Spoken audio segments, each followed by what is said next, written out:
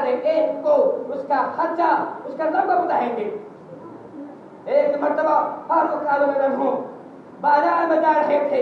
اس اثنا میں ایک عورت آتی ہے, کہتی ہے اور تمہارا فاروق کا دام توڑتی, کہتی ہے آپ کو معلوم نہیں میرا شوہر مر گیا ہے, میرے کئی بچے ہیں, مجھ پر ڈر ہے کہ اگر اس کی خبرداری نہ کی گئی بچے ہلاک ہو جائیں گے.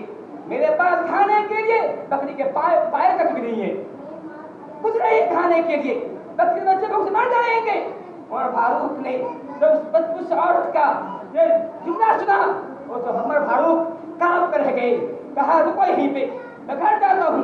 اور گھر آتے ہیں, ایک مضبوط اونٹ دیتے ہیں, اس پر 2 بوڑا اناج بھرتے ہیں, کپڑا دوسرے سامان دوسری بوری دیتے ہیں اور اس کو پہنچاتے ہیں. کہتے ہیں یہ لو انشاءاللہ اسے ختم ہونے سے پہلے پہلے اللہ تعالیٰ تمہارا انتظام کر دے گا.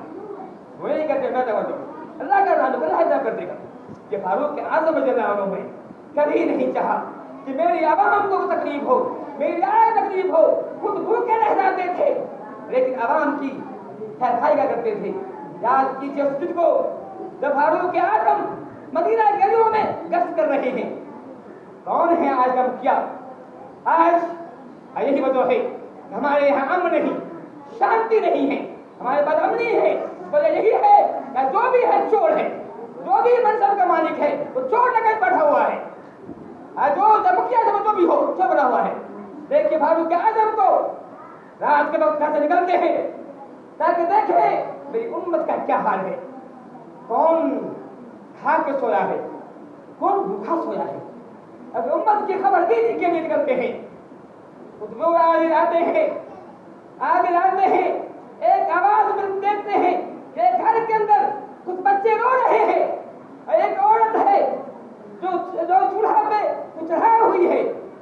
بہت دیر تک چھپ کر کے منظر دیکھتے ہیں کہ بچے کیوں رو رہے ہیں, کھانا پکتا کیوں نہیں ہے, یہ کھانا ہے کیا ہو گیا, کیوں نہیں پک رہا ہے.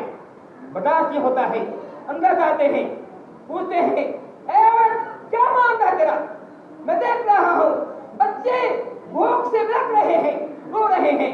میں یہ بھی دیکھ رہا ہوں کہ ہانڈی پر چولہا چڑھا ہوا ہے, چولہا پہ ہانڈی چڑھا ہوا ہے, کھانا پک نہیں رہا, بات کیا ہے, معاملہ کیا ہے. کہا معاملہ یہ ہے کھانے گھر میں کھانے کے لیے ایک دانہ نہیں ہے, بس میرے پاس کچھ کھانے کی کچھ ہے نہیں, بچے رو رہے ہیں.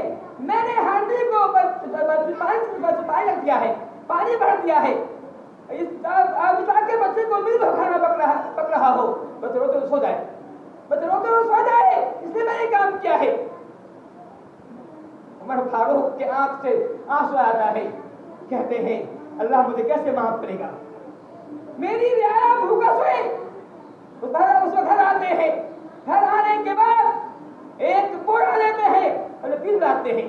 غلام کہتا ہے مجھے دیجیے. کہا نہیں, قیامت کے دن میرے بل نہیں کھاؤ گے, قیامت کے دن میرے بل تم نہیں کھاؤ گے, خود کھانا پڑے گا. خود کھاتے ہیں, لے کر دیتے ہیں. ایک وہ بھی بانی تھا, ایک وہ بھی حاکم تھا, آج کا حاکم ہے.